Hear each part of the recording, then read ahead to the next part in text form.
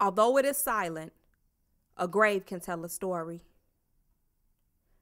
Who are we to come up with money and plans to be sure that a child can never come out of his mother's womb alive? Who are we to see this through and expect this world we live in is to be blessed without stress and successfully thrive? Just because you think you speak on behalf of those who had no voice? Do you really think this is for them to temporarily pass your temple? It is for you to have a choice. It doesn't make it right for you to pick on someone you feel isn't big enough to put up a fight. When they are supposed to feel that it's their most golden days, that they are in the most secure and protected place. And here we are skipping out to the clinic like it's just another leg race.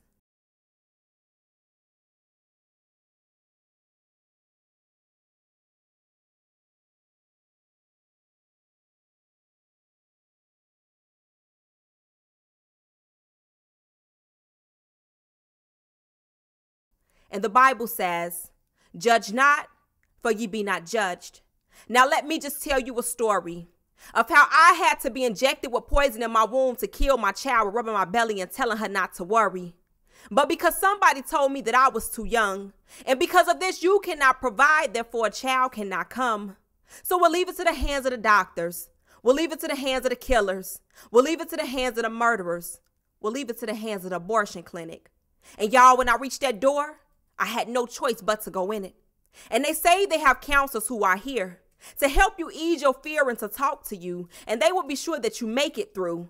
But they really want to be sure that you go through.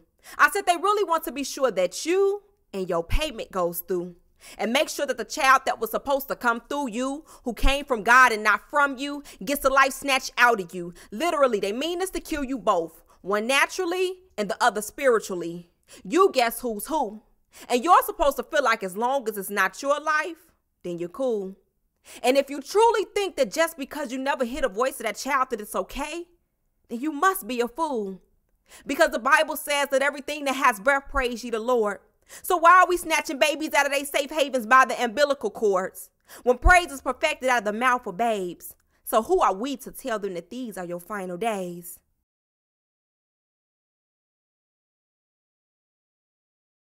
But judge not, for ye be not judged. Because I too let them kill my baby. As I let them tell me I was less than a woman, less than a mother, and less than a lady. As I laid on a table of defeat. As the nurse told me, lie back, relax, spread your legs, and then prop up your feet. And we're going to insert 7 to 8 thin sticks of poison into your vagina that will be sure to you this child you will not keep. And everything will be okay when you go home and just get a little sleep. Be sure to come back first thing tomorrow and cancel your problem by surgically removing this burden to rid you of all of your sorrows.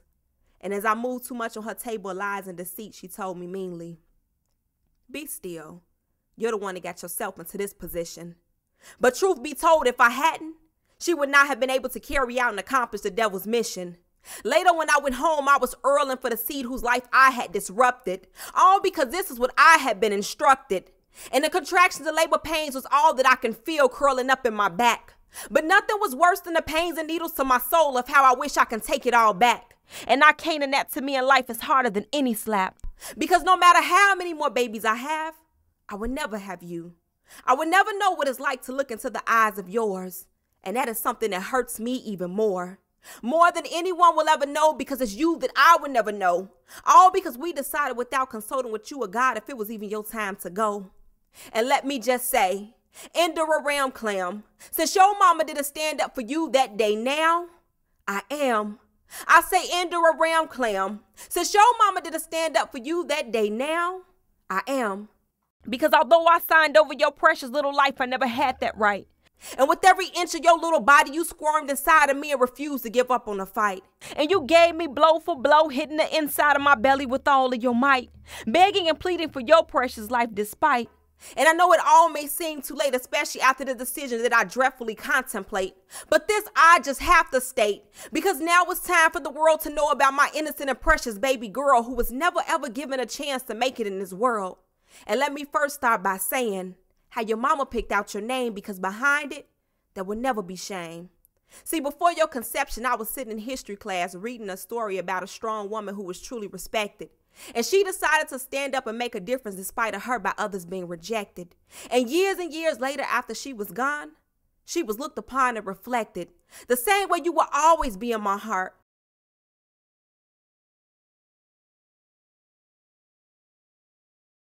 And I apologize, and I'm so sorry I didn't allow you to take your place in this world to do your part. Therefore, I'm praying that everyone who hears this will do the contrary to what I did.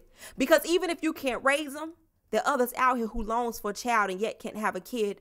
And endure, even if we save one child and one person has a change of heart and mind and does some searching for love to find, we'll dig deeper into your purpose. And even though it hurts and even though I cry, behind the streams of tears that fall from my eyes, maybe the purpose of my baby's life was to die.